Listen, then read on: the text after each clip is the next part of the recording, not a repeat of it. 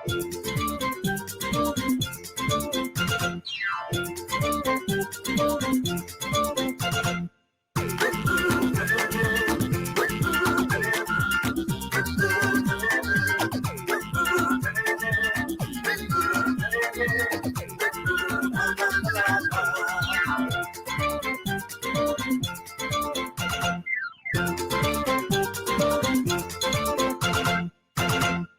morning, and welcome to this pre-recorded Saturday Morning Physics lecture. I'm Tim Chupp, a longtime host and organizer of Saturday Morning Physics. And before I introduce today's speaker, let me remind you that our speaker will answer your questions after the lecture. Please email your questions to physics@umich.edu.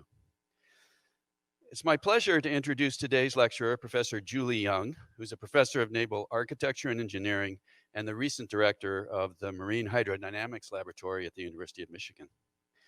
Professor Young is an expert in maritime propulsion with her research focused on fluid structure interactions, novel materials, smart and adaptive marine propulsors and turbines, and smart energy conversion systems, along with many other topics. She came to the University of Michigan in 2009 after receiving her PhD from the University of Texas at Austin.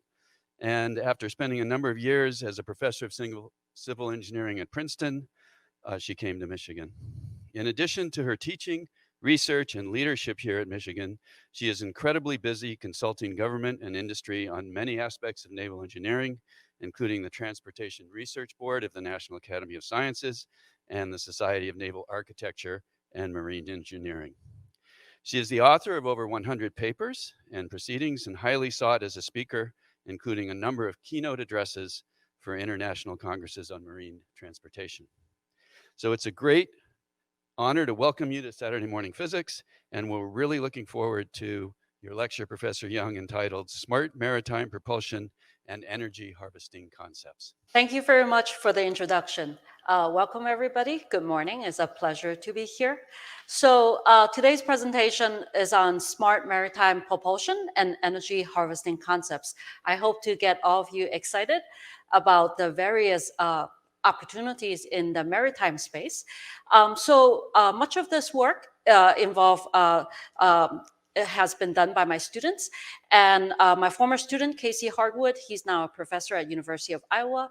And my current students, Yuntian Liao, Manavendra Desai, Jacob Wolfs, and also Surya Urani. Why are we interested in maritime transport? So the typical 70, 80, 90% rule. So 70% of the world is covered by water. 80% of the people live near the water. And 90% of world transport goes to the water. So you can see the importance of maritime transport just by those numbers. Now, maritime shipping is actually the most efficient, carbon efficient form of transport by goods, as you can see from this plot here. Here we basically compare the transport efficiency. This is from IMO, the International Maritime Organization, from different forms, including tankers on the top, and then you have trucks and you have airplanes, right? So this is gram per ton kilomile. And then you can also see that in terms of maritime transport, even though it is the most efficient, carbon efficient form of transportation of goods, it still accounts for approximately 2.1% of the world's CO2 emission. So there's a lot of room for improvement. And in addition to carbon emission and cost, which I will elaborate in a little bit more, it's also challenging to operate in the maritime space because you have a free surface, you have wave. And you also have many different forms of maritime platform. So you may have aircraft carrier, here's a tanker, and this last one, you'll see a video of it, is a high-speed planing vessel, maybe something that you will see in a James Bond movie, for example. So when you design this type of hull, you have to make sure that there's significant impact force. And then also, if you're the one riding on it, you probably want to be very careful because your neck can snap if the bounce is too much, right? So we also have to ensure the safety of the operator on the vessel. So IMO, the International Maritime Organization, the 2020 requirement, we actually have a new energy efficiency design index, what we call EEDI.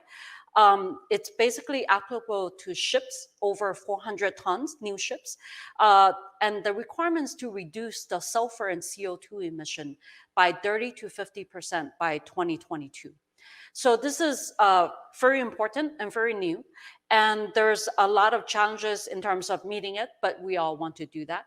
So we want to do that not only for the emission standard, but also for the ship owners, is also in terms of cost. So just to give you a comparison, for a modern container ship, it costs approximately about $43.7 million per year in fuel costs. So this is based on 2018 publication numbers that you see in this reference here. And basically, for every 0.5% improvement in power efficiency, the savings is about $0.2 million per ship per year. So this is 2018, where the price of gas has went down quite a lot. Now, if you go back to 2016 or 2015, it would have been higher, right? So it's in the interest of our planet, is in the interest of our life on the planet in general, and then also the safety and cost to really reduce the carbon fuel emission. Now, in terms of the complexity of maritime operation, I just want to use this slide to showcase some of the challenges that we have. So basically, if you just talk about, in this case, is a combatant craft, it has wind force, right? Particularly if you think about some of the ferry ships. So you probably want to be out on the deck. So they actually have a pretty tall portion of the body above the water, and you really have to be careful about the stability of the vehicle. And the wind can come in varying directions. And so is the wave. So it has to operate at sea, and at sea, sometimes we have very significant sea states where you can have waves several meters high, right?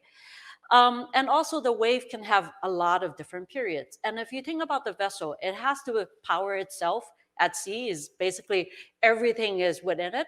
And then it also has to maintain its integrity and the comfort for the people on the vessel. And if you think about all the different structures, the geometry is very complicated. So for example, you see a bulbous bow in quite a lot of designs that really helps to reduce the wave drag. You also see like bilge keels to ensure stability of the vessel. And then you also see, for example, you definitely have rudders so that you can maneuver. And then you have the propulsor. So just to give you a sense of the complexity of maritime transport. Now that's just on the hull. I specialize on a lot of propulsion system, and here I use this slide, it's very busy, to showcase the examples of the different kind of propulsors that you may see on a marine vessel. I know a lot of you may not have actually looked at the back of a vessel to see how does the propulsor actually look like. So I thought this may be interesting. So on the top left here is a traditional fixed pitch propeller along with the rudder. And then the one right next to it is actually a controllable pitch, so that basically you can adjust the angle of attack effectively according to flow so that you have more efficient performance. And then you also see ducted propulsor in the case if you want to protect the propulsor, and then also if you worry about acoustic performances. And then if you do high-speed vessels, so like if you guys watch James Bond movies, for example, or if you want to go really fast, for example, if you want to go more than 60 knots to 100 knots, and if you're lightweight, you tend to use a surface piercing propeller.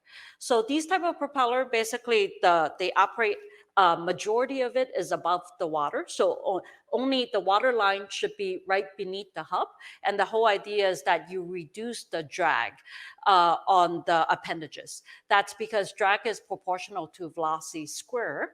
So if you increase speed, your drag increase substantially. So if you reduce the wetted area, you can significantly increase the efficiency.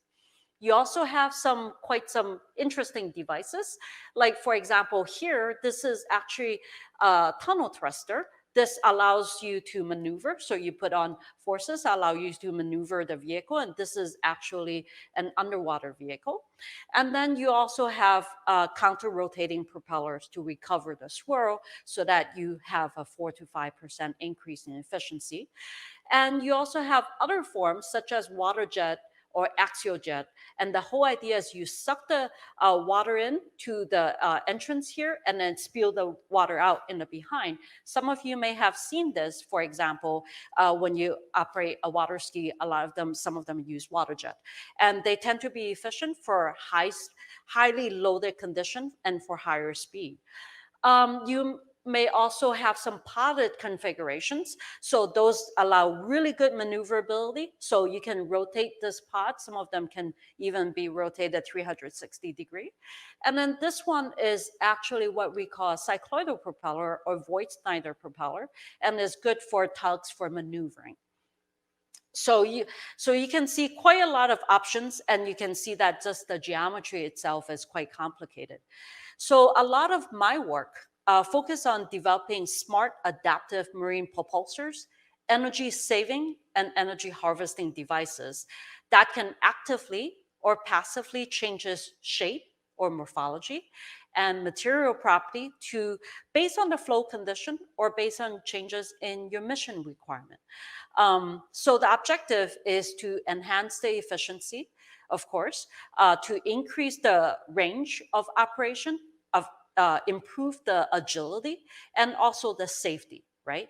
And also, we want to, the objective in terms of the research side is to advance the basic understanding of the physics that govern the fluid and the structural response, as well as the stability of the propulsor and the ship together as a whole. In multi-phase flow, the reason when we say multi-phase, of course, we have air and we have water just because of the presence of the free surface.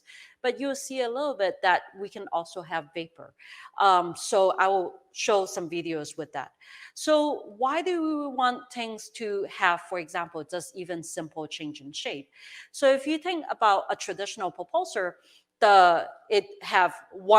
if you think about a traditional propulsor or a foil, it's efficient at one angle of attack, but if your flow changes, it's no longer efficient. So that's why you want to be able to enable active or passive change in shape. One possibility is using a controllable pitch propeller. So if you see over here, you can actually change the pitch at the root. But it actually requires hydraulic actuators, and it's, if you imagine a propeller, some of them can be quite big, right? Like 20, 40 feet. And the load in the water is very high because water density is about 850 times denser than that of air. So if you need an actuator that can change the pitch very fast, typically like for a combatant craft or a tanker, for example, your propeller typically operates at around 100 RPM. And if that's the case, you don't have an actuator that can change the shape fast enough as the blade rotates in the cycle. So that's why we want something that is more passive. So one thing that I have been working on personally is composite marine propulsors that take advantage of material anisotropy. So the shape automatically change right at the tip, the only place that where you really need it. And it's just by small degrees, like about 2 degrees, so that it unloads near the tip at higher speed to avoid some of the performance decays. And if you think about why do we want adaptive composite, you don't need to look any further than nature. So example, you may have a manta ray, and if you look at the manta ray or any fish, you can look at tuna, you can look at shark, it's actually composite, right? So in another word, the material have multiple layup, and where you have dense areas, very dense fiber areas and less dense fiber areas, and the orientation of the fiber are different. And then also it has muscle so that it's flexible, and then it's active, it's controlled by its neurological structure within the ray. So in addition, if you also think about, like when I say smart, What I want is I want to include embedded sensor into it so that, for example, it can be used for condition-based maintenance. One very simple example, your car. If you just think about 5 years ago, we have to bring our car in to change oil, for example, every half year. But nowadays, you don't do that anymore. You change oil when your car tells you to, right? And we don't need to change oil as often. So nowadays, I change my oil maybe once every 1 or 1.5 years, whenever my car tells me to, depending on how do I drive. And that's the same idea for ship. And that's even more important for ship because in order to do a lot of the maintenance, we need to dry dock. So logistically, it's a very complex and very expensive matter. So if we can only do the maintenance when it's necessary based on sensor input, that really helps. In addition, if we have a lot of sensor input, like for example, if we know what is the operating condition, how does the wave feel and wind feel is changing, then we can reroute so that we can improve the safety, don't run into problem, and then also we can also increase the efficiency, right? Avoid very heavy sea state area. Another example is like if you want completely autonomous ships. So for example, if you were operating in the Arctic, is the logistic of operating there is actually very challenging. For every vessel, there's about 3 support vessels. And if one of them fell and then you got to dry dock somewhere, you have to find a port that you can do so. So it's really useful to have autonomous surface or subsurface vessels. And then particularly for subsurface, then you don't have to risk the safety of the operator. I'm a scuba diver, so I know there are limits that you can operate in water. So how does the fish work? The fish actually have a lot of sensors. So a fish is actually a perfect example of a multifunctional composite lifting body that can operate, that can not only generate thrust, and it can generate rapid maneuvering, right? Particularly when it's trying to evade a prey. But also it can utilize the self motion to detect obstacles and use the flexible lifting surfaces and muscles to control the flow. One example of that would be a Mexican blind cavefish. So it's actually blind, but it can maneuver perfectly in the cave without running into the wall. And how it does that is basically it has superficial, basically on the surface, neural mass that basically act as displacement sensors. And then it has a canal neural mass, basically beneath the skin, that acts as pressure gradient sensors. So when you go over a bump, you feel it. And by the way, same idea on how cockroach and mice and all these kind of different bugs work. They have different kind of sensors. And you can think about other type of sensors like acoustic. Maybe a dolphin have very good acoustic sensors, right? So we want to use embedded sensors to make the propulsor self-aware, make it smart. And then that will enhance the decision-making process on what you need to do. So now is actually the time to do that, because there has been significant improvements in terms of material. We have made a lot of advances in new materials, and then also in 3D manufacturing. So the example shown on the top left-hand corner is actually a 3D tape layering robot, a large-scale version on curved surfaces, right? And the one on the top right-hand corner is actually a recent work by Professor Sridhar Koda of the Mechanical Engineering Department at University of Michigan. He tested on a Gulfstream II on the wing. So instead of having flaps that you guys see if you sit on the window edge of the plane, the problem with the flat is that you have joints, right? And that in water, we really actually don't want that, because what happened is you always have marine growth. You have things that grow around the hinges, and then that can stop it from performing. And also you can run into some of the phenomena that we have in water, such as cavitation. But so what he have done for the airplane is for the airplane wing is that he used a flexible composite skin, and he enabled continuous change in the angle of attack here that you can see in this video. So this is only possible by taking advantage of advances in material and manufacturing technique. And I think they have been looking into for this for wind turbine as well, to reduce the noise and to enhance the performance. Now, on the lower right-hand corner is an example of a 3D printing from Autodesk using additive manufacturing technique. We can nowadays print very, very complicated structures without any problem, and that allows us to really optimize the design. In addition, there has been a lot of advances on sensing and control. So for example, we can embed fiber braiding sensor very easily on composite.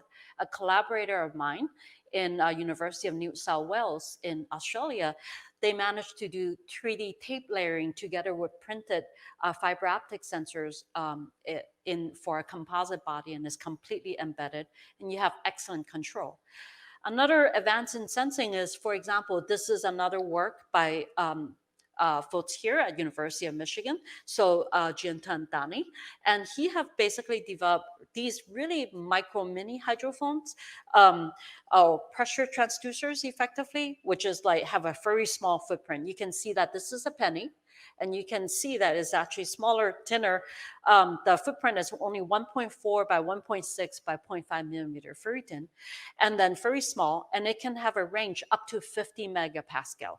So why do you care about such high pressure? You have to remember, if you want to operate very deep in the water, your pressure is very, very high, right?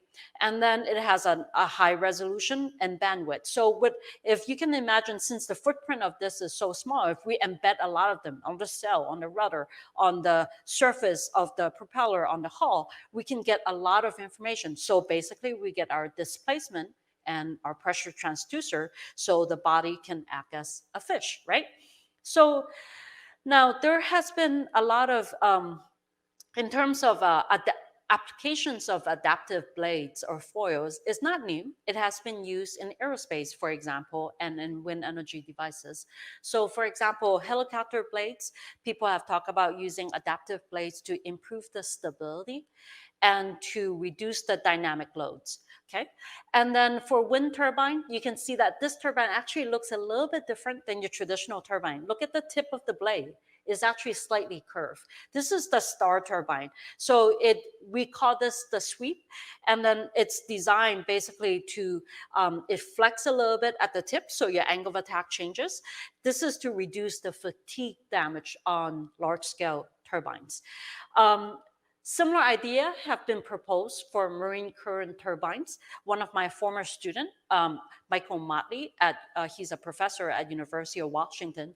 He has been looking into this area by using composites to increase the energy capture, as well as to reduce the fatigue damage of marine current and or tidal turbines. Now, this is an example of a composite propeller. So this is actually made with carbon and glass fiber composite. And this is for more of a naval propeller shape. And then this is a composite surface piercing propeller. And you can see, this is a relatively small vessel, and you can get a sense of the size because that's me right there. All right. So now, even though there's a lot of applications very similar applications in air, and we're doing very similar things in water, but there are significant differences. And the reason why is because if you just look at the geometry, look at the helicopter blade, and look at a typical wind turbine blade.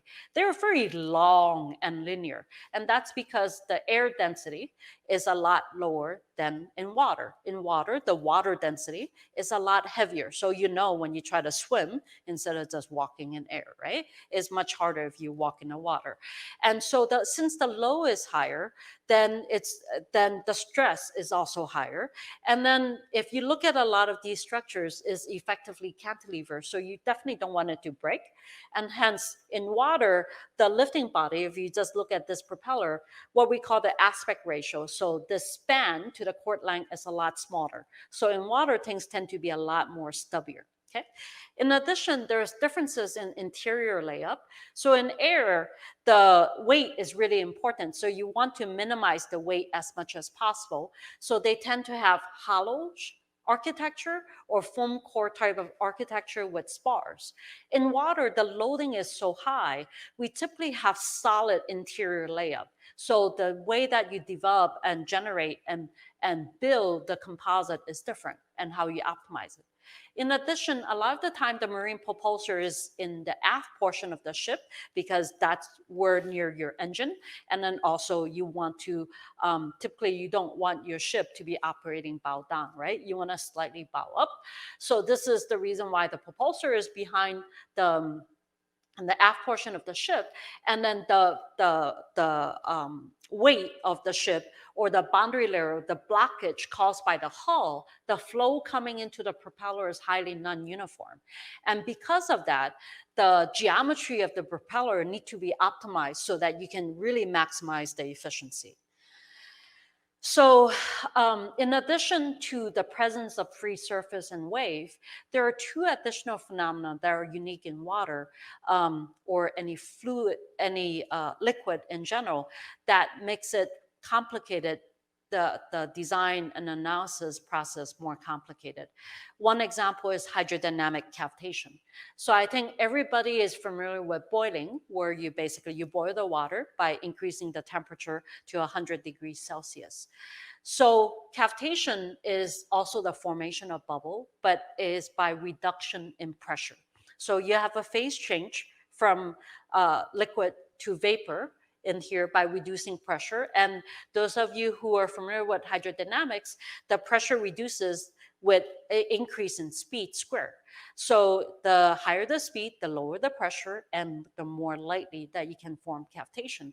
So what happens when a bubble form is pretty benign, but what happens when the bubble collapses? When that bubble collapses on the surface, it can really cause a lot of pitting damage. So if you look at the back of if you look at the propeller on the back of a yacht, for example, you probably see like pitting of the paint. Actually, cavitation, that microjet can have velocity somewhere between 200 to 900 meter per second. So it can really cause a lot of damage. It can generate shock wave, and it can also cause delamination within the composite.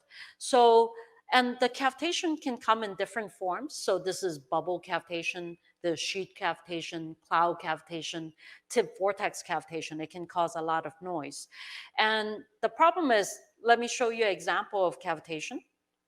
So this is what we call unsteady sheet cloud cavitation on a foil. So you can see that the bubble forms a lot of bubbles, right? It grows, collapses, grows, and collapses. And now that you can imagine that the load to be changing quite significantly with that.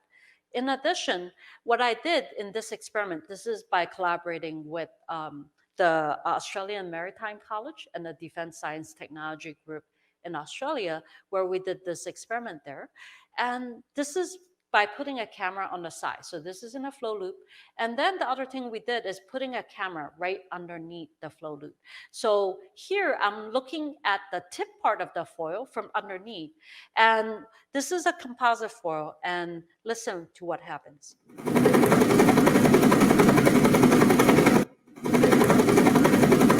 So you can see that the flow, because the unsteady cavitation caused a lot of, the unsteady load caused flow-induced vibration. You can definitely see that, and you can hear that, and you probably don't want that, right?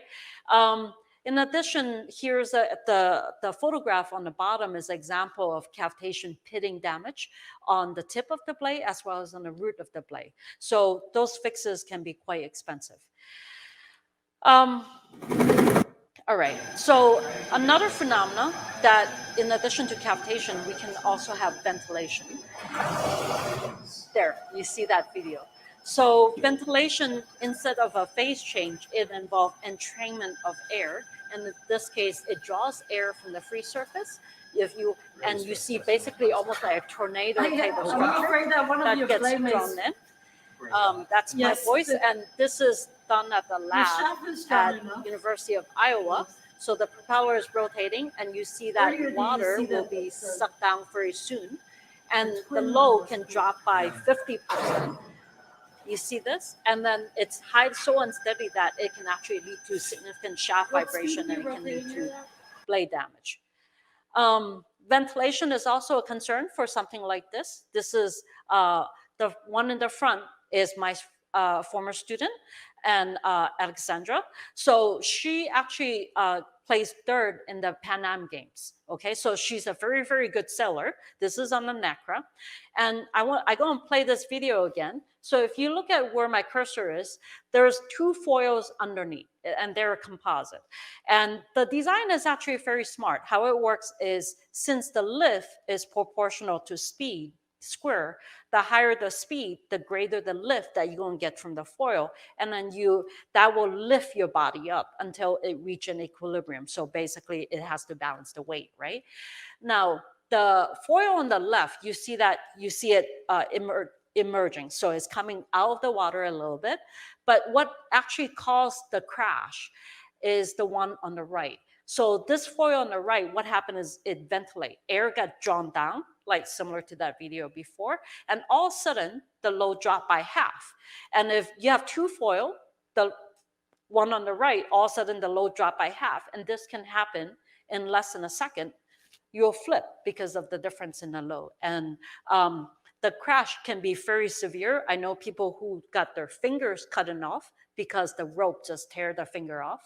And this is actually, you see all these ropes in the front, is actually called a human cheese grater. So I know it's not very pleasant, right? So you definitely don't want to be there, because she was lucky when it crashed, she didn't land in the ropes, but she got caught underneath. But she was able to free herself. So let me show you that video. So you see that there's two foils. This foil is emerging, but this foil, watch, right there. That's when it ventilates. So you see all of a sudden you see white foam, and that's because air got drawn in, and it caused the sudden drop in load. So what causes ventilation? So ventilation requires the presence of a low pressure and low momentum region that's prone to ventilation, so such as a separated region. So how you can tell, so this is one advice that I gave to one of the America's Cup team, is that if you actually put paint dots on your body, and you can use a mixture of artist paint plus linseed oil. And then basically, if you put paint dots on, you can get the flow pattern. You may not be able to see it with a camera, but if you actually put paint dots, you can see that there's a separated region right near the leading edge of the foil. So this is the nose, and the free surface is here, and this is the trailing edge, and this is the free tip. And you see the separated region here. And so when you have a separated region here, it makes it very prone to ventilation. Initially, there's what we call a surface seal. So initially, that separated region is closed off at the free surface, because the free surface is a constant pressure surface. But if you have slight disturbance, like a small wave, that slight disturbance will grow, what we call, due to Taylor instability. And that's because of a light fluid, air, being drawn to a dense fluid, water. And that slight disturbances will grow. And then when that disturbance, when it forms little vortices that feeds air into below, and once it connects to the separated region, your ventilated cavity will just explode. And because it provides a path of air ingress. So now I can show you examples of high fidelity simulations. This is done by using numerical flow analysis, done in collaboration with Leidos. So you can see on the top a video of the experiment, so a foil being towed to the left. And what you see here is the vorticity contour, and you can see that air being drawn down here. And then when the air gets drawn down, it feeds the tip vortex. So you see that the tip vortex becomes aerated, and that's why you can see it. And then that cavity, that ventilated gas cavity, really expands. And so this is a view from underwater. And now I'm going to show you a view from above the water. So if you look at this is simulation, and very expensive simulation, by the way. So you can see that when it's ventilated, basically it's open to the atmosphere. So you can see literally a giant hole, and behind it you see significant spray. So if you actually look at one of these high-speed jets, sometimes you see that white spray coming up, and we call that the rooster tail. And that really reduces the efficiency, so we want to reduce that. So you can see the beautiful formation there, but for a lot of application, you probably don't want that. If you go really high speed, sometimes you want to purposely induce ventilation to reduce drag. So, so that's one of the simulation. And I also want to show you how fast this phenomena can happen. So this video, so what I have here is the free surface. If you just think about this as a strut, we toll it toward to the left. And what we actually slow down the video by 6 times so that you can actually see it. So let me play that again. What you see here is air being drawn down to the trailing edge, and it goes up to the low pressure region at the tip. So you see this air being migrated and boom, it explodes. And this is actually the measured instantaneous load for all 6. You have 3 components of force and 3 components of moment, right? And once it ventilates, the load literally just dropped by half, and it happened really, really fast. And so once it ventilates, the load drops, and if you can imagine you have 2 foil, you can really flip. And the same thing for a high-speed vessel. So, and nowadays, when you talk about high speed, we can design things 100 knots, 120 knots, right? So now that you see some of the complications, so we have free surface, cavitation, and ventilation.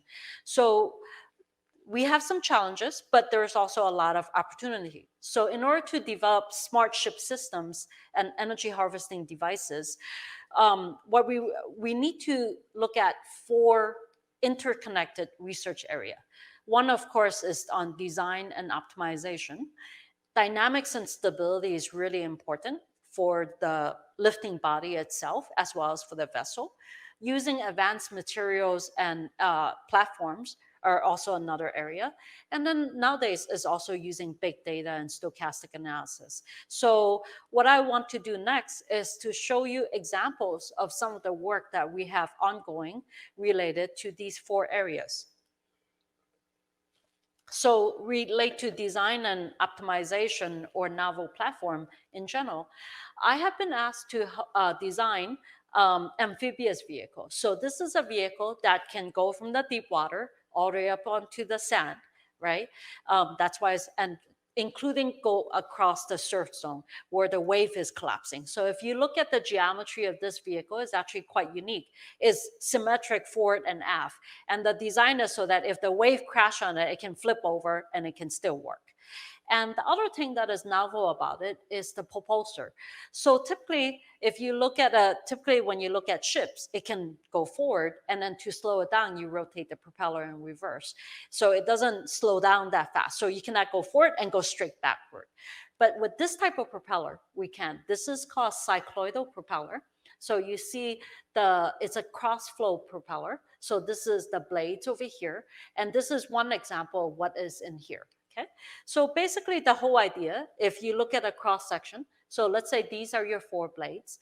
If I adjust the blade pitch angle, so such that in this configuration, I generate lift.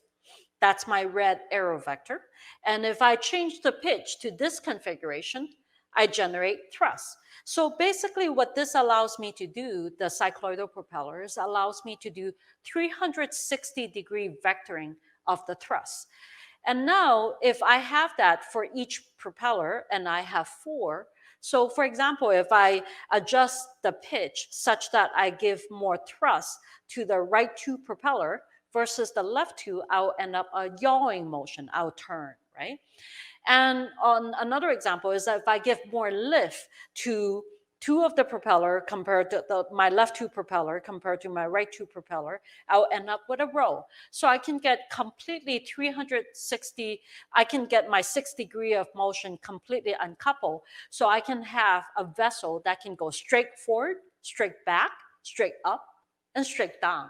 And this is very unique. And this comes in handy if you want to do teaming. So if you want to send a swarm of robots underneath the water, and then you have to go to the surf zone where the wave is crashing, and you need to coordinate with the other vessel, that kind of maneuverability is important.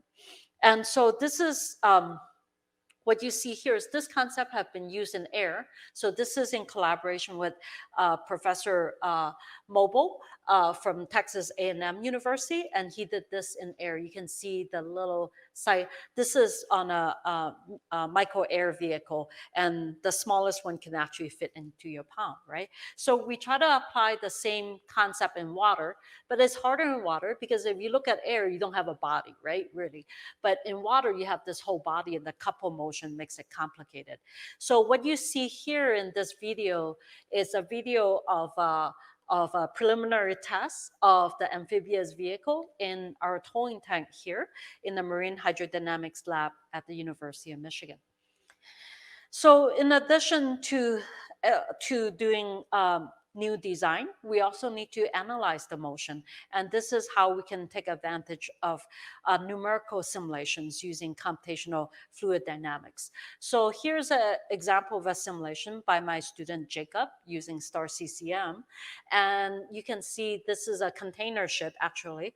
So we only look at the without all the containers in this case. So this is an example of a simulation where you see the body motion and the contours, the pressure distribution in wave. So we can look at this detail and we can see, for example, how do we need to change the bow shape so that we can reduce the wave resistance. How should we change the stern geometry so that we improve the uniformity of the flow to the propeller and minimize the pressure pulses caused by by the propeller that can cause a lot of discomfort and noise, and how can we improve the stability of the vessel.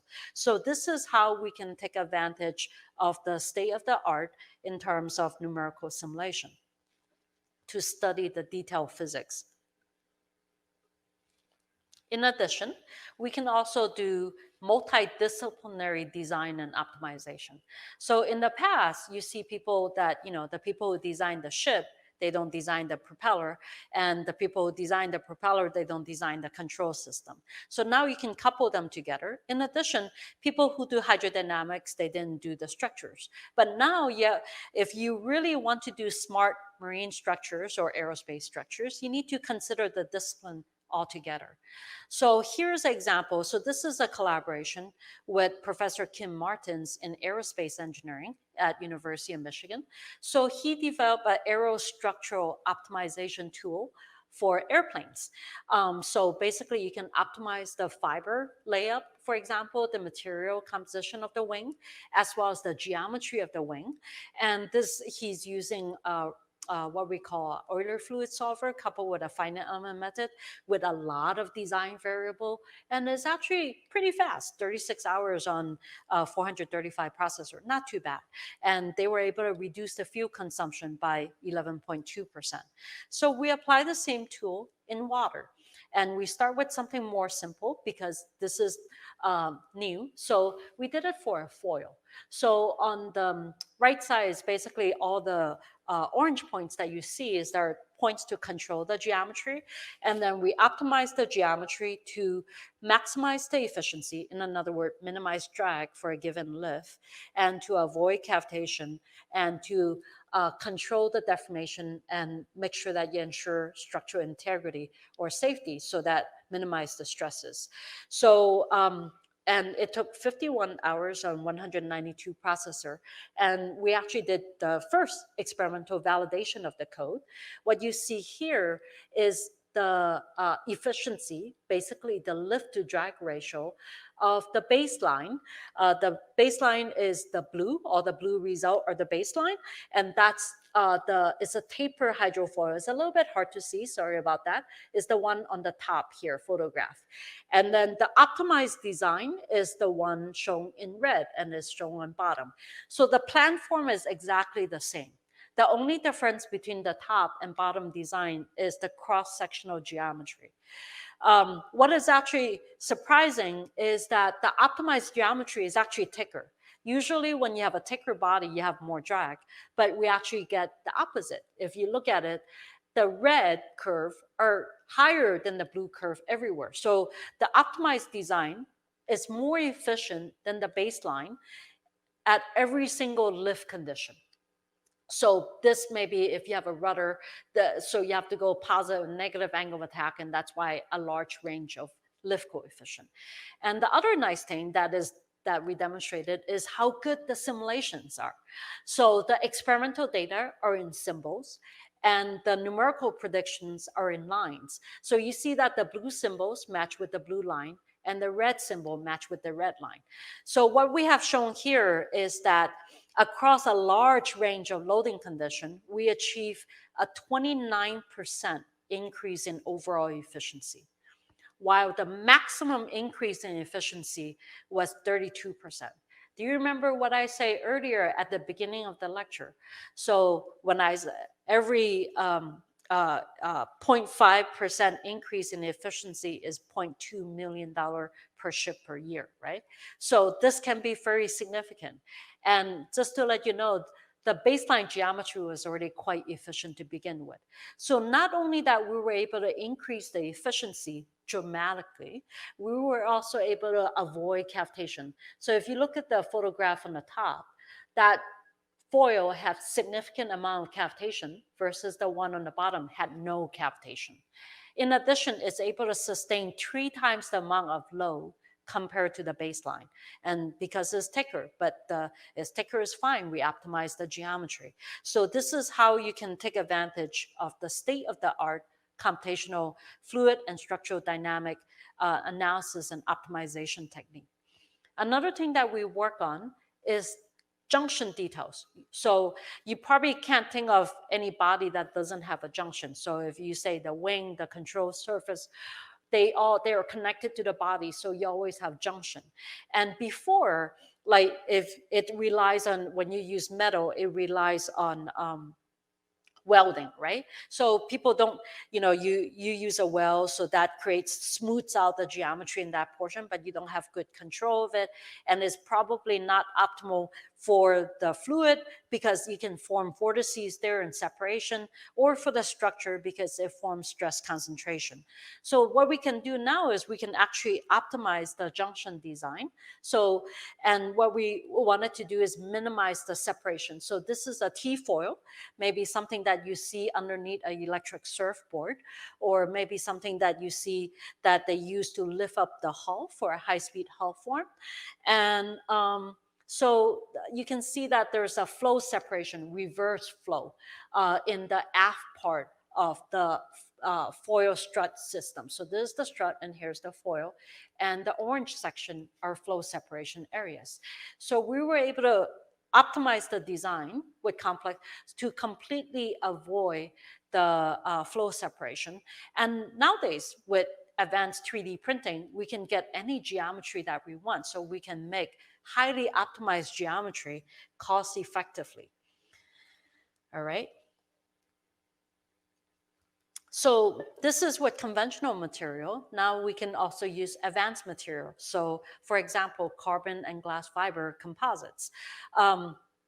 So how we can take advantage of it, here's an example. So we actually did test. This is collaboration with Australian Maritime College and also Defense Science Technology Group. We tested 4 different foils. On the right is a stainless steel foil. There are 4, it's a taper hydrofoil. You see all the foil have 4 bolt holes on the top. That's how we clamp it and then bolt it to the top of the tunnel and test it. And these 3 on the left are composite foils. They are made of exactly the same material, carbon and glass fiber. The only difference between these 3 foil is the orientation of the fiber. In the middle is when it's oriented at 0 degree, basically along the spanwise axis, along the spine of the foil. And what happens is it's like wood. If you think about wood, if you're trying to bend it along the direction of the grain, it's the strongest in this direction, right? So the bending stiffness is highest versus if you're perpendicular to the grain, then if you're 90 degree, is the weakest.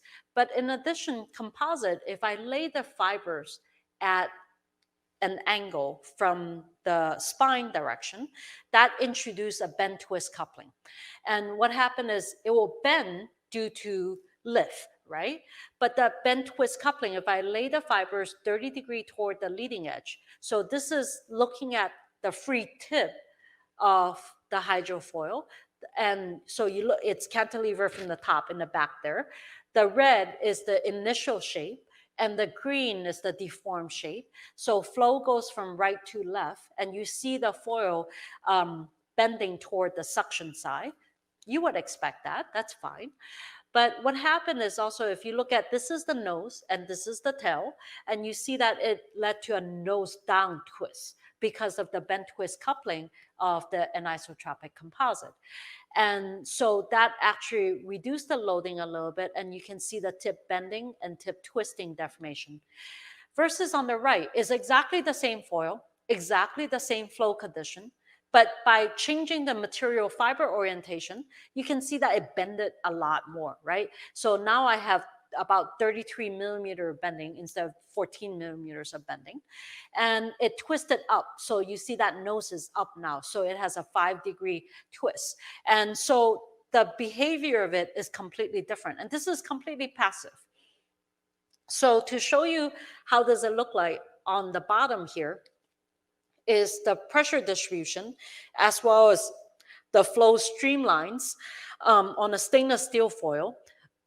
And that black outline is the initial geometry. So when it's stainless steel and when it's small, that foil is like about this yay big, and it doesn't deform much, and you expect that. And you can see that in the stainless steel case, it's relatively rigid and you don't have much separation. But when we do the composite, if I lay the fiber just 30 degree toward the leading edge, it's more flexible. So you see it bended upward. It actually delays separation, and it reduces the loading a little bit and also the drag. And then on the top case is by laying the fiber toward the trailing edge, and you can see what happens. The flow is completely separated. So this is the basic idea that allows us to optimize the fiber orientation angle and the material layup to delay stall. So that is important. Like you guys all know about stall on airplanes, right? You can also get stall of a propeller and your lift drops, right? And you can have the same thing on turbines. So this is how we can just take advantage of material so that it automatically change shape when the load increase. And that's much easier, right? We don't need any actuators. So it's a lot simpler to operate, and it doesn't cost anything, just taking advantage of material.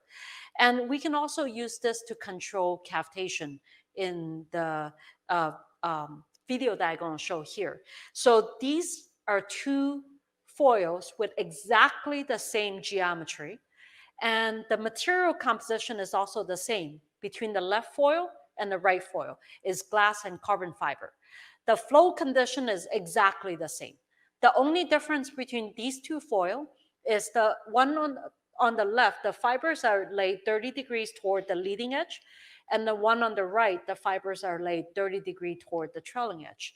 So if you just look at the video, you see dramatically different cavitation patterns. You see a much, much greater cavitation on the foil on the right.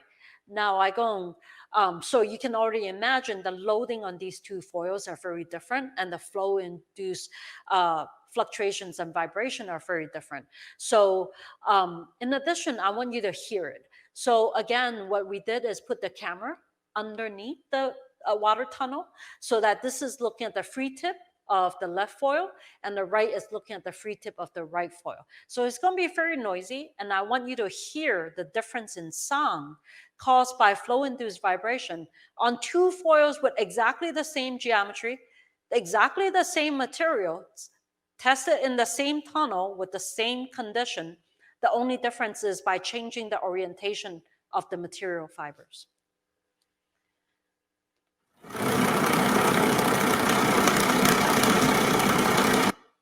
So that's what you hear from the left side.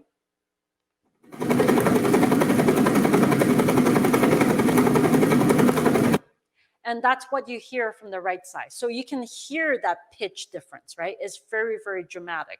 So we can basically, by playing with material, we can change the way it sounds. We can change the flow-induced vibration. We can change its performance. So it's very significant. So now, because of cavitation, I'm going to pause the video in a bit. The problem is you have water, you have vapor, and then with ventilation, you can also have gas. So it's three-phase flow. So you have liquid, vapor, and gas. And that you have a change in refractive index that makes it difficult to use optical techniques like camera to measure the deformations, for example. And also, if you're doing field applications, you're not going to tow a camera, and you can, but it's for typical operations, you don't want to do that, right? So how can we sense what is the instantaneous flying shape of the body? So what we did is we developed our own in situ instantaneous, basically 3D shape sensing technique. So basically what we did is put two struts inside the foil, and the struts are embedded with strain gauges and with accelerometers. And we developed a method to reconstruct the 3D instantaneous flying shape. So this is, the movie should be playing. Let's see. Let me try one more time. Let's see if this is playing now. So now it's playing. So you can see that this is Casey. He's now a professor at University of Iowa. This is what he did with me when he was doing his PhD here at University of Michigan. You see that the foil is placed upside down in this case, is cantilevered from the root, and he's bending and twisting the foil. And you see the instantaneous reconstructed shape of the foil as being deformed. And this is very high frequency. So basically, I can construct a fish based on this because I know the instantaneous deformation. I can also know the mole shape. I can know the vibration frequency and the damping. And now this technique can be used in water in very, very complicated three-phase flow. So this is the free surface. You're looking at beneath. These are, we colored it 1-inch grid. And here is actually vapor. So this is leading edge vaporous cavitation. And this is actually gas. So this is a very complicated flow. This is the initial shape. And this is the deformed shape. It's actually vibrating a bit, but you can't see it much. And what happened here, if you wait just a little bit, is that right there, the flow ventilated. So we slowed this down by a lot so that you can actually see it. You remember when I say when the flow ventilated, the low and the deformation drop, and you can also see a drop in the deformation, bending and twisting. So we can actually use embedded techniques to completely sense the change in flow condition. And we can also use that to sense the change in structural health. For example, if you have delamination, if you have a crack, it shows up as a change in your natural frequency, and we can detect that. So that means we can tell you when you actually need to fix or maintain your structure. So in addition, we can also couple it with active control devices. So we use a small linear actuator, and we can control cavitation. So what you see here is that because we can measure the instantaneous natural frequency or modal frequency of the structure, if we just use a small linear actuator. So here's the foil, and I put an actuator here, and the lift is 100 pounds. And we apply a force of only about 5 pounds, like about 5%. And it's not the force, but the frequency of the vibration. So we tow the foil, so this is speeding up and steady speed. If we excite it at the first modal frequency, a bubble forms. If we excite it at any other frequency, the bubble goes away. There is about a 2.5 second inertial delay. So basically what you see here is bubble forms, and then bubble goes away. Bubble off, and then what you see is bubble. You see that bubble on again, and then bubble off and bubble. So we can basically control cavitation and ventilation on demand, and this is quite nice, right? Now, we can only achieve this by understanding of the physics of the structural behavior as well as the fluid dynamics. And now we can couple that with a control algorithm. So for example, this is test to demonstrate that we can control flow-induced vibration. The blue is what you get if you don't do control. At a high angle of attack, what happened is this is flow simulation. For example, at the tip, you have a large-scale vortex shedding, right?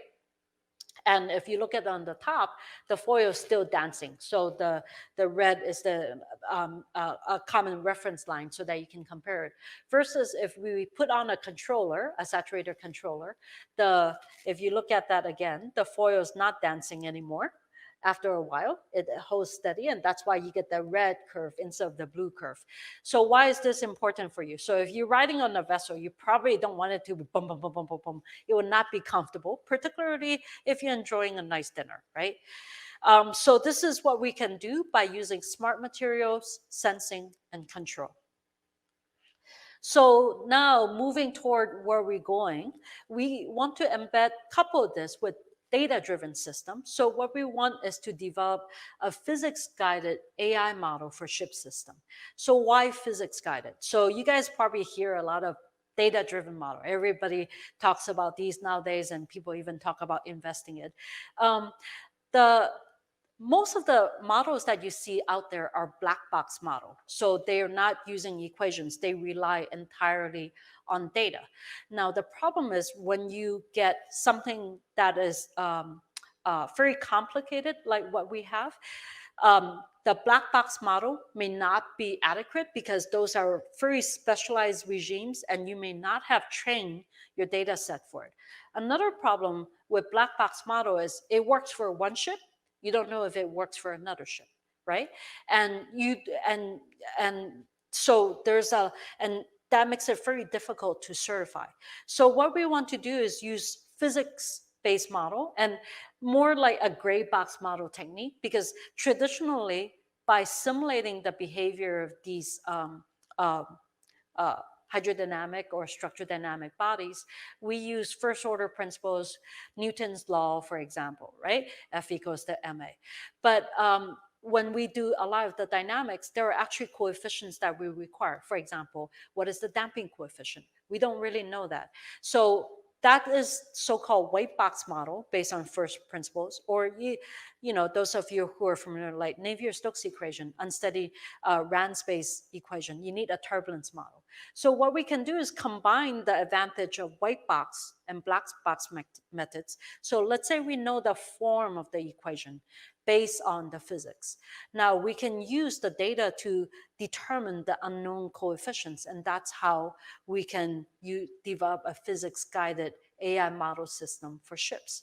So the whole idea is if we have a lot of these sensors, we make measurements and then use that to drive the data-driven model. That data-driven model is coupled with a very fast physics-based reduced order model. And then that will give us we can use that to infer what is the status. For example, what is the flow condition? What is the structural health? And predict how would it perform. And then use that to guide what we should do next. What kind of capability? For example, if you have a damaged rudder, can you still operate? How much? Maybe you should change the routing, or do you have to stop immediately and call for a backup, right? So, and then that would guide our action, and then we can loop back in the loop. And we can also use some of the simulation tool as what you see earlier. For example, using high fidelity or low fidelity simulations to complement the sensor data, because sometimes we don't have enough space to put enough sensors there or to process all the data. So we can use simulations coupled with real-time data collection to enhance our data sensing technique. And then we can also use the simulations to help us develop better and faster and more accurate reduced order model.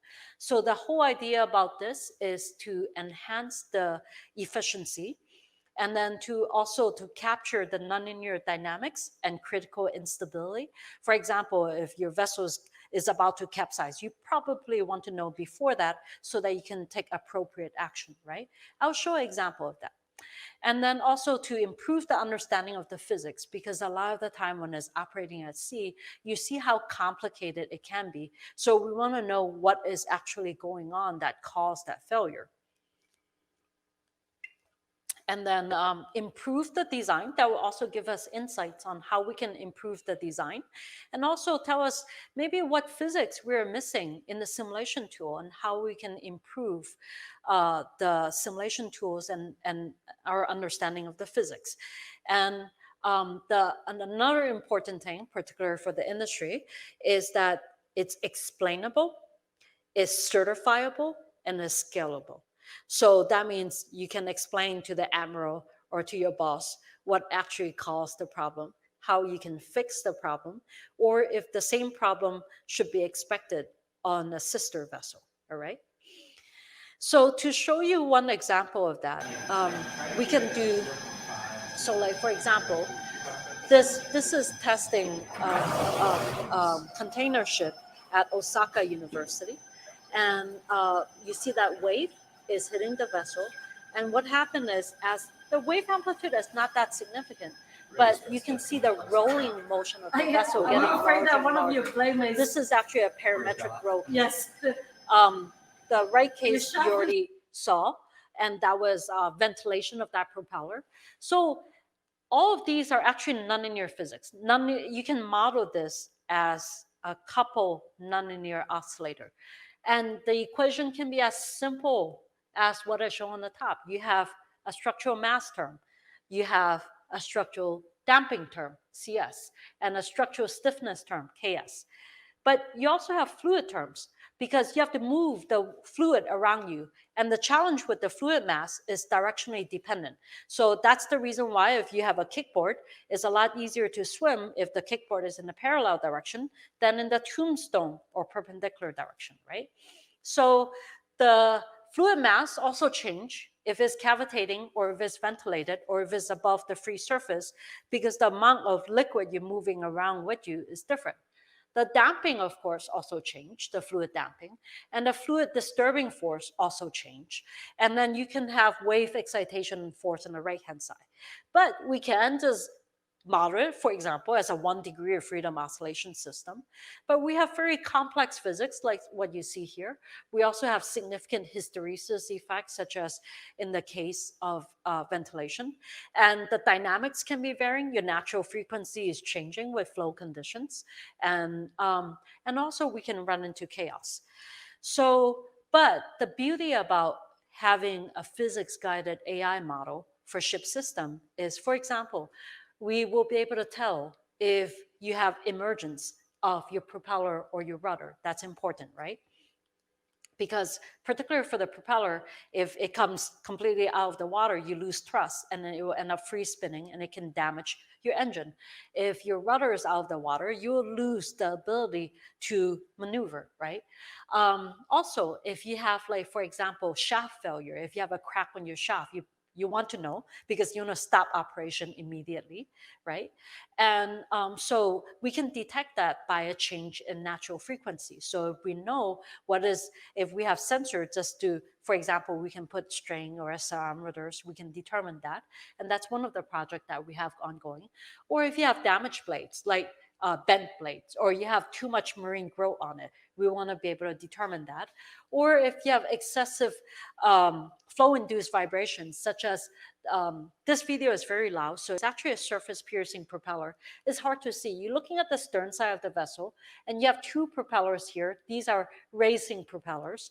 And what happened is the shaft is a little bit too long, and they overpitched the propeller. So there's a lot of shaft flow-induced vibration, and you'll hear a lot of noise. And I can tell you that when they first tested 2 pair of stainless steel propeller, and the vibration was so strong that it ended up, it torn the transom.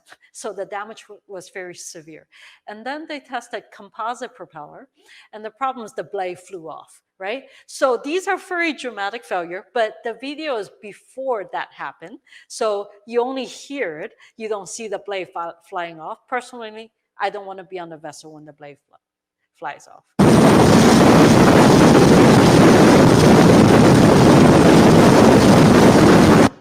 So I don't know if you can see, and you can definitely hear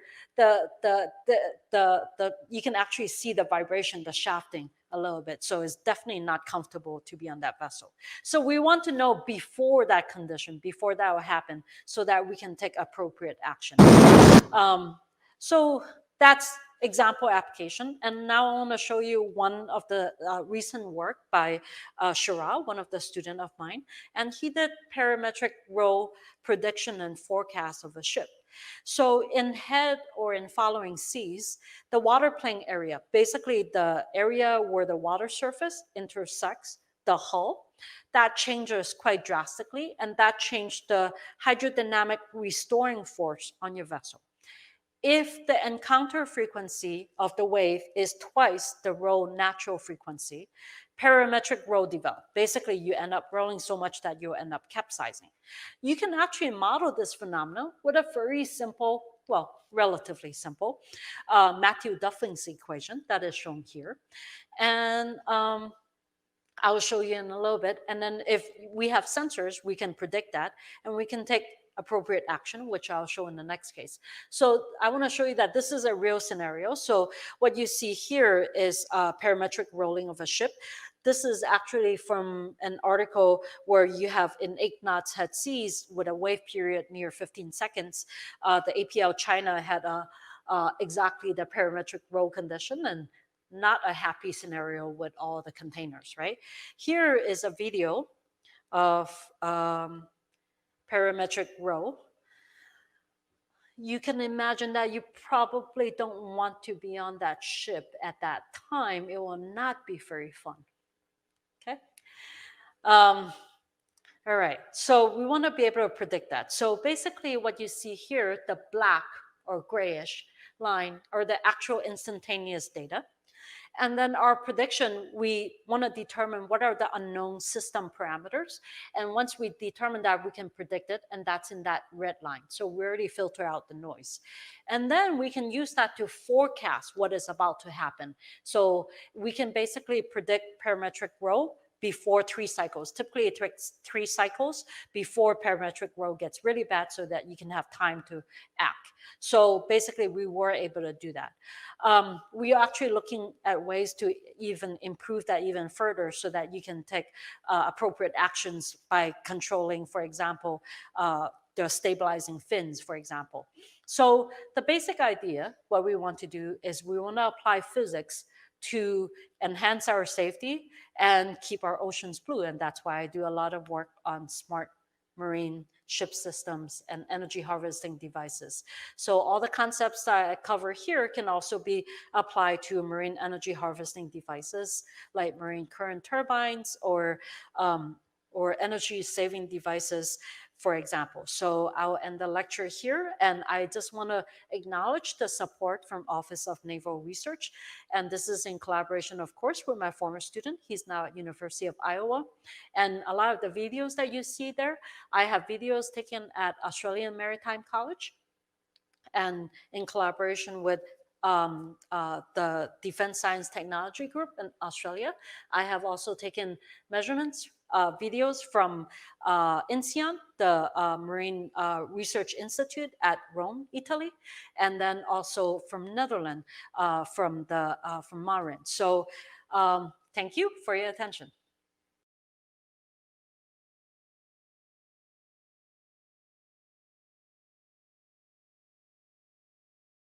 Thank you very much, Professor Julie Young, for that amazing and fascinating lecture and showing how physics on a Saturday morning can be applied to anything and everything, and in particular. Could I ask you at the outset, if you could tell us a little bit about how you came to be interested in work on these problems, a little bit about the path that you took? Sure. Actually, my path is a little bit non-traditional. Actually, my undergraduate and my master work was on structures, and then when I decided to do my PhD, I wanted to, I figure, you know, like working at the interface is actually important. And I did a PhD in hydrodynamics, and it was with a professor on propellers. And so that's what got me interested in a lot of the marine devices. And then I realized I could, that was back then, you know, like in 2002, that we can use smart materials, like advanced materials, to really modify and change the design and to make dramatic improvements. And then from there, I did a lot of like go from propellers to hulls to turbines to energy harvesting devices, and we have been growing since. That's awesome. So let me remind everyone that you can send questions during this question and answer period to physics@umich.edu. We are, of course, live, and we do have a number of questions, so let's dive into some of the questions from our viewers. The first question I wanted to ask you about actually is about submarine propulsion and whether it's more efficient when submarines are submerged or the vessel is submerged. And if so, at what depth does this occur? So when the propeller is fully submerged, it tends to be more efficient than when it's near the free surface. That's because you don't have to worry about changes like non-uniformity in the inflow caused by wave effect or caused by your body motion, such as when your body is heaving and pitching. But but you do have cases where, like I explained, if you have a really high speed vessel, because the drag is proportional to velocity square, is actually more efficient where if you elevate most of the propeller assembly above the water surface, and that's called surface piercing propeller. So not always that the propeller is more efficient fully submerged. It depends on the type of the vessel, the speed range, and the loading condition. Um, uh, what was the second part of the question? Can you repeat that, please? If there is a depth at which efficiency is maximized. It depends on what type of vessel and what range of loading. So even when you talk about submarine vessels, you can have small ones, large ones, and that's the reason why there are so many different propulsion options. You can generally, if you optimize the propulsor type for that particular vehicle, your propeller efficiency can be in the order of 70 to 80%. But if you don't have it right, you can have it really low. So I have seen propulsors where you have 40 or 50% efficiency. I see. Well, here's another propulsion question. It actually references a movie, The Hunt for Red October, which I remember because Sean Connery plays a Russian submarine captain, as I recall. But what I didn't remember was that they had a propulsion system they called the Caterpillar drive, which is a magneto-hydrodynamic drive. So I wonder if you could comment on whether that's really a practical thing. So first of all, I actually didn't get a chance to watch The Hunt for Red October. That may be on my to-do list for tonight. Actually, I'm looking for a good movie. But I do know people who work on magneto-hydrodynamic drive. I haven't worked on it personally, so I can't really comment about it. I also don't know what is the maximum capacity in terms of power and in terms of thrust for a magneto-hydrodynamic drive because I haven't worked on it. Okay, thanks. I have a question. We have a question from Professor Roy Clark, who's my co-host of Saturday Morning Physics this fall, and will actually host the next lecture. And he wants you to know if you would comment on the hovercraft and design issues for the hovercraft. Sure. Can I share screen with everybody so to show a slide on different options? So let's see if I can go ahead and share it. Can you guys see the screen over here? Yes. So here, this is actually a lecture slide that I gave to my class. It gives you a sense of different craft options. So you have monohulls on the left, hydrofoil supported vessel in the second column from the left, and then hovercraft third, and then the multi-hull craft on the right. So the benefit of the hovercraft is what you do with the hovercraft is you inject air into the cushion. So you need basically seals around it to contain the air. And the objective is to lift the vessel up so that you reduce the drag. So reduce the drag on the vehicle. So the also another benefit is that you can reduce motions at high sea state. But one of the there are several complications with hovercraft, and one of the issue is, this is a different slide, is that you have to overcome the hump drag. So this is resistance or drag as a function of speed. So before, where it gets efficient is when you get into the higher speed. So your hull has to get over the hump of the wave. And so you have to have enough power to overcome this hump drag. Unfortunately, there are limited propulsion options. And I want to show you maybe one more detailed version. So here is actually what we call a hybrid hovercraft. So the side hull are actually rigid aluminum side hulls, and then you see these slots in the middle, and that's where you inject air. And then so the rigid aluminum side hulls are used to contain the airspace. If not, if you leak a lot of air, you lose a lot of power, right? But what are some propulsion options that you have? One is you can use air propellers, but they're not efficient, right? Because the air density is 1,000 times lighter than that of water.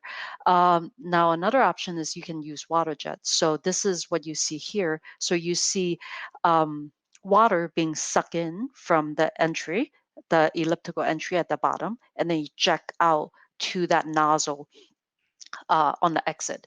Now, when you use a water jet, they are more efficient for highly loaded and high speed condition. The efficiency is low at low speed condition. Now, besides that, if you have the other option is you can use a surface piercing propeller if you're lightly loaded but very high speed, like 100 knots. But you start to have vibration and material issues when you start to stress that. So the mechanical complexity and the limited propulsion option and the need for power to overcome the hump drag are some of the issues associated with the hovercraft. Thanks. Just following up on hovercraft, they must also have this ventilation problem and flipping issue that you showed with a catamaran sailing. Definitely, actually, what you see from the side hull is one of the issue is that air being sucked in from the side because you have the low suction, and then that will cause propeller racing, and then that also changes the load on the vessel. So that is definitely a issue with hovercraft broaching as well. And then you can also have cobblestone effects on hovercraft, where because of the compressibility of the airspace, you end up with hopping, and then when it's hopping, the water flow into the propulsor is also not non-uniform because you have mixing with air. So you have loss of efficiency as well as vibration issues associated with that. And also following up on the water jet drive. So in airplanes, jet engines are much more common and for any number of reasons. Why do ships generally have propellers?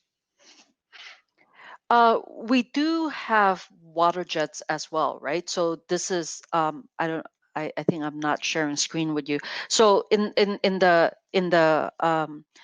the early slide that I show in the lecture, there are a lot of different propulsor options, and a lot of the time you want it to be simple, right? So like if you have an open propeller, it's a lot easier to clean and inspect. But if you have a water jet, it's a lot more complicated to inspect, particularly if you have failure with the rotor, with the stator, or with the shaft. And you can remember in water, things can grow. You have marine grow. So, and it's difficult to clean. So those are some of the issues, but there are also benefits because you have protection and you can control the streamline. You can improve the efficiency and reduce the acoustic emission, but you can also get cavitation issues that can cause erosion damage on the blade on the interior, where it's not so easy to check and to detect unless you have what we're working on to have embedded smart systems sensors so that you can detect when marine growth or when cavitation or ventilation happen, so that you know there's a local failure or there's a erosion, and then you can repair it in time. So in addition to physics, there's biology. Yes, definitely. Another question. This is about water salinity and temperature and how you take them into consideration in your design. And for example, what's the difference between a hull that you would design for the North Sea and the Great Lakes?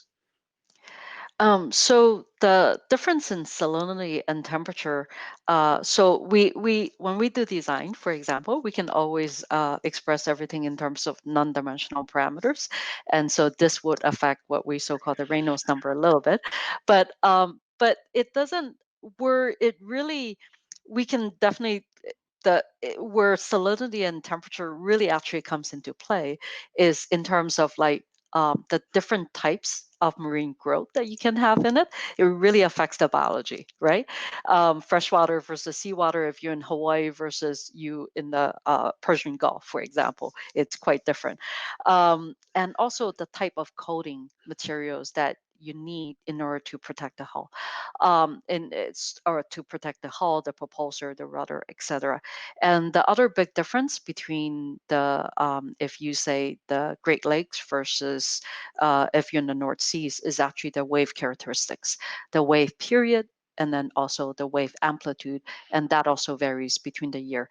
The influence of salinity and water temperature on the viscosity and the density of the water, that is small in comparison, and we can always account for that. But the influence on the coating that you need in terms of the wave characteristics, and also it can also affect the susceptibility to cavitation because it changes the amount of nuclei in the water. Those effects are more important. I see. So the next question is generally about how you scale from the models to larger vessels and what are the challenges in scaling. And the question also gets a little more technical in specifying how Reynolds number is accounted for in that. But maybe starting with more generally what the scaling challenges are. So so if we just talk about hydrodynamic first, right? I want to remember that. Are you guys seeing my screen right now or not seeing the screen? No, we need to Okay. So have your I screen gonna shared. Yeah. I gonna show I gonna share in just a little bit. But before I do that, so first of all, like if we just talk about hydrodynamic without the structure first, we typically have we need to satisfy like first of all geometric similarity. So typically when we do tests, we do a scaled down version because it's a lot cheaper, but you have to make sure three-dimensionally it's the same thing, right? And then but it's actually, if you look at the governing that parameter, we have Reynolds number, which is the ratio of fluid inertial force to fluid viscous force. And then another important parameter is Froude number, which is fluid inertial force to gravitational force, because you have wave. But it's not possible to satisfy both of them simultaneously. So we typically like wave effect tend to be more important. If we have cases where viscous effect are really important, and if we want to study that, what you can do is you can separate the two phenomena. So for example, I can, like if you only look at the submerged part of the hull, I can make a double image of that. So if you think about a semi-cylinder, I can make the full cylinder and test that whole cylinder in in a wind tunnel, and that allows me to satisfy Reynolds number similarly, but so I can get the viscous effect correctly, but I cannot get the effect of wave. So if I want the effect of the wave, then I have to test it in towing tank or in a towing tank facility where I can generate wave and see that effect. Now, another challenge is that if you run into cavitation effect, then you have to depressurize the whole facility, because typically when you have a towing tank, for example, like the towing tank at University of Michigan, it's 110 meters long. But even with that length, the maximum speed that we can achieve is only about 6.2 meter per second. And the reason is because you got to accelerate, and then you get your steady speed, and then you decelerate. You're not going to run into the wall, right? And our steady state time is only about 2 seconds at the maximum speed. So if you want even higher speed, you need a longer tank, and they become even more expensive to operate. So that's one of the challenge. Another challenge is that if you just do in a water loop, for example, it's hard to generate wave. That's one thing. It is possible. Another challenge is that if you want a larger scale model, so that when you have wave, you don't get reflections from the boundaries, then you need a larger cross section. A larger cross section with a high speed, that means you need a very massive pump, and you need a massive amount of power. So let me share screen with you. And particularly cases where you need to worry about cavitation. So we can't typically do tests at a high enough speed such that cavitation can scale properly. So can you guys see my screen right now? Yes. So this is actually a recent test that I conducted at the depressurized wave basin at Marin. So this wave basin, is 240 meters long by 18 meters wide by 8 meters deep. And this whole thing is in a pressurized vacuum. So we pull the pressure down to only 2.5% of the atmosphere. So I think they have a video and I was linking to it. So give you a sense of how do you do the testing. I hope, is it showing the YouTube video? Can you guys see it? Yes. Yeah, so you can see the wave being generated, and then they have a towing carriage that you can tow the vessel. And the reason why is you see the dome type of platform. I lost audio earlier. Yes. All right. Well, you're back. So why don't we do have a few more questions, and we've had a wonderful set of questions today. So if you don't mind, so here's a question that is back to biology, maybe. Would you please explain again how fish propelling motion was utilized to enhance maritime propulsion? So if you look at the fish, you have fins, right? And you have the tail. The fin and the tail, or even the shape of the body of the fish, is very similar to the cross-sectional geometry of a foil. You can think about the foil, the wing, the rudder, or the control surfaces on a marine vessel. So you can see a lot of similarity to that. But you don't, for large scale vessels, so like if you talk about submarine, or if you talk about an aircraft carrier, you don't see a flapping fin as the primary propulsion mechanism, because the power required will be too high. So you see typically screw propellers, right? But when I was talking about similarity to fish, what I meant is because if you look at a fish, it's self-aware, so it knows its surrounding, and it does that because it has like the neural mass, so that it can is effectively displacement and pressure transducers, sensors, and we can put the same thing on a vessel. So if we actually know the changes in surrounding flow and the changes in flow condition, like if you have marine growth, cavitation, ventilation, wave, then we can actuate with devices, like with control devices, so that we can improve the performance of the vessel as a whole. And that's what I meant. I see. That's great. And one last question, and it also relates to the sensors, is how would a strong roll be defeated? How do you intervene? So you can have stabilizing fins. So basically, if you think about, you can stick fins on the side and you can actuate it, then you can that generate forces on the side that can counter the roll motion. So it is possible, but you need to know it ahead of the time before. So it doesn't work if you're already very near capsizing, right? So you have to, the important thing is early warning and early actuation. I see. That's cool. So great. All right, Professor Julie Young, thank you so much for the great lecture and for engaging with us in this question and answer period. And it's really been great. And thank you, everybody. everyone. Thank you, everybody, for tuning in today. I want to remind you that our next Saturday morning physics lecture of this fall 2020 season is November 14th, 4 weeks from now. It will be Professor Alec Thomas from the University of Michigan's College of Engineering, and he will give us a lecture entitled The Light Fantastics, which will tell us about the world's most powerful lasers. See you then. Thank you.